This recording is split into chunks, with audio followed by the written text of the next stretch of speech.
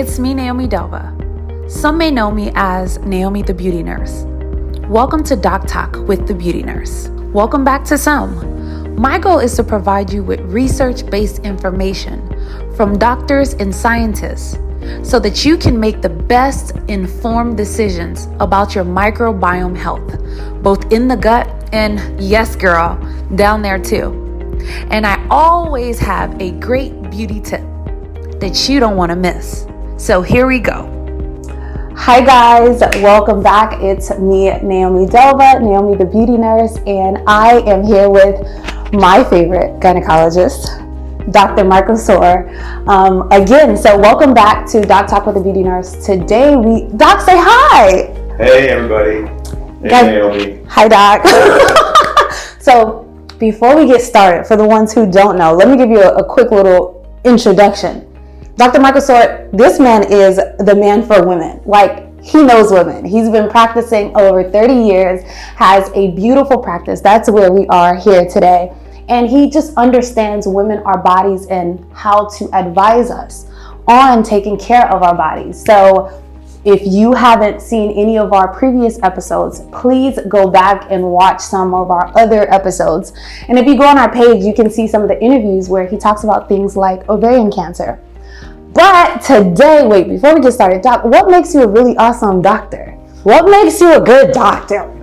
Well, I went to school to start with. Obviously, it's a long training process, but I would say, basically it's my experience. I've been around a while and I've seen thousands and thousands of people and given advice to lots of different subjects and done some teaching, done some research, and I'm a scientist, a teacher, and a doctor. So wow. I like to share that experience with everybody. Wait, I always wanted to know, what made you pick gynecology as your specialty?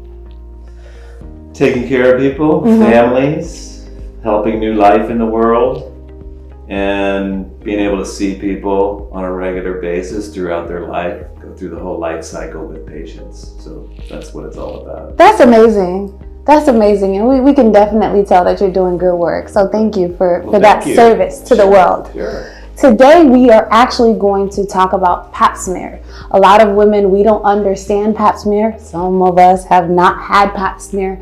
And we're gonna hopefully answer a lot of just regular questions that you guys have, general questions when it comes to Pap Smear. And this man is certainly the person who can assist us in really understanding the whole idea of Pap Smear and the importance of it.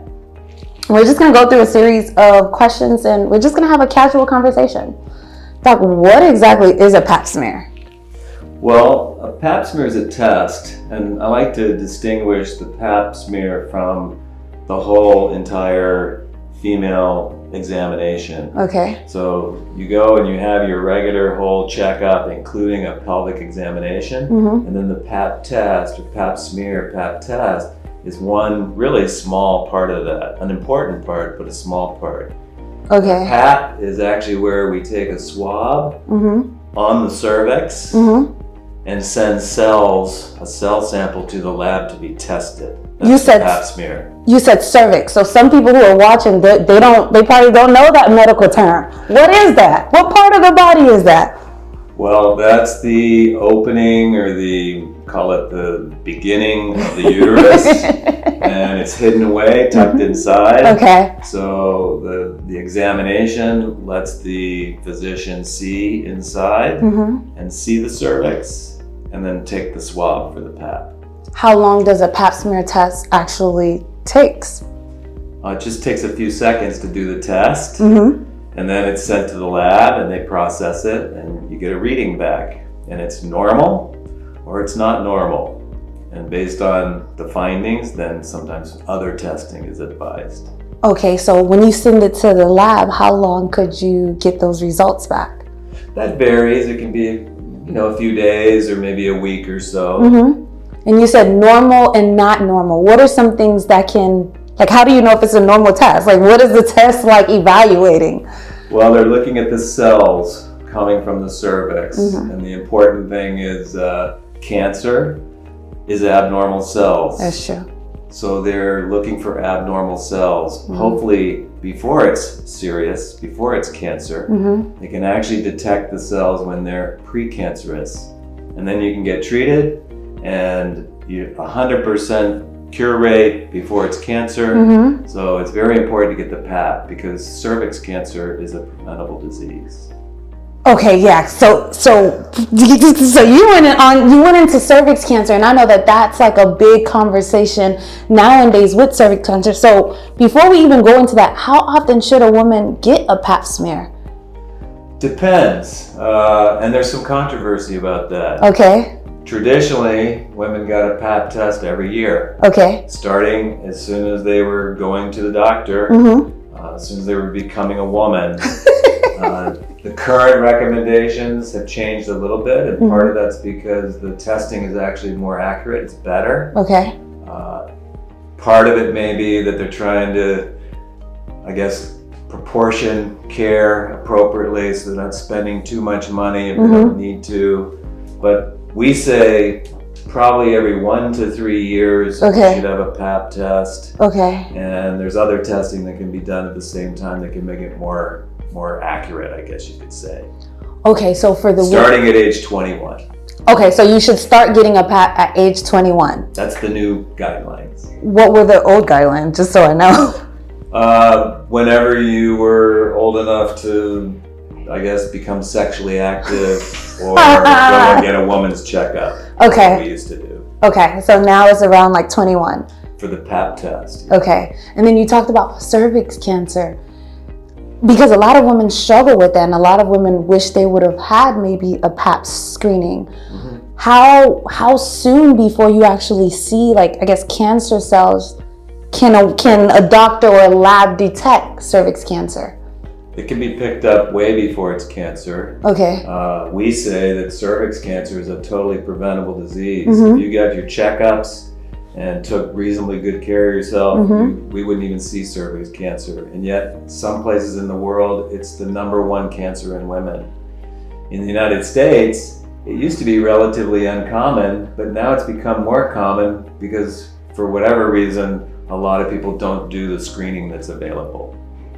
And you said it's a preventable disease. So what are some of the things, I don't want to talk too much about cervix cancer, but what are some things that you can think of on the top of your head that can help prevent things like cervix cancer?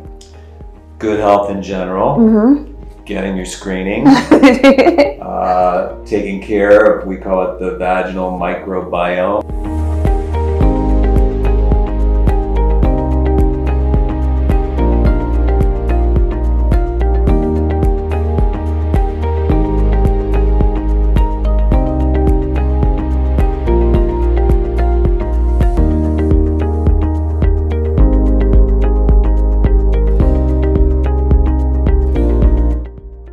Improving the health in the vaginal area. Okay. So all about good nutrition, taking care of issues before they become serious. Those are probably the main things. Not smoking, some common sense stuff. Yeah, smoking Being is like careful about sexual exposure, protecting against sexually transmitted infections. Okay. There's a vaccine for the HPV virus. That's a way to reduce your cancer risk. Okay. So lots of ways you can do it. And you talked about like STDs and viruses. Can you see that in a Pap smear? Because some women may have that question. Well, it's not designed to look for all infection. Okay. But the Pap looks for abnormal cells.